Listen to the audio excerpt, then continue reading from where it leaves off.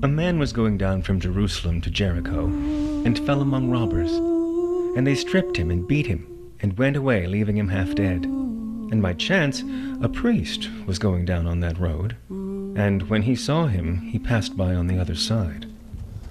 But a Samaritan, who was on a journey, came upon him, and when he saw him, he felt compassion.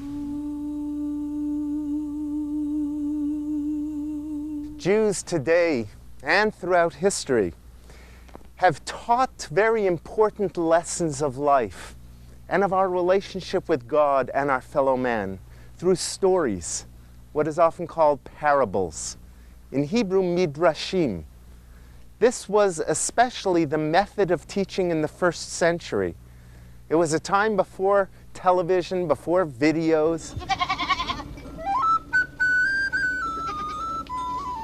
Imagine you were a teacher. Imagine you had disciples. You had students and you wanted to teach them very, very important lessons of life, of faith, of how to relate to God, how to relate to your fellow man, how to achieve eternal life.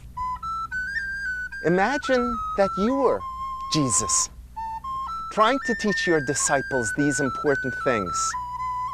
That's the situation that we have when we think of the parable of the Good Samaritan, which is familiar to everyone. That parable was drawn from an experience right here. Behind me is the original road from the first century, paved by the Romans. It's a road that was traversed regularly by Jesus and his disciples and other Jews who came from the Galilee and who came from Jericho. They were familiar with the treacherous nature of life on that road, of how they could be robbed and beaten, a very narrow road, and a very difficult task of getting to Jerusalem.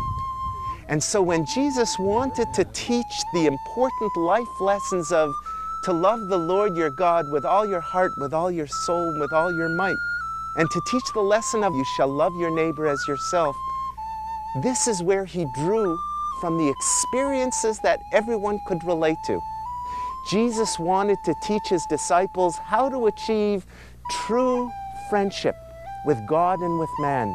And so he turned to this parable of the Good Samaritan in a way that everyone could identify with to teach that deep lesson.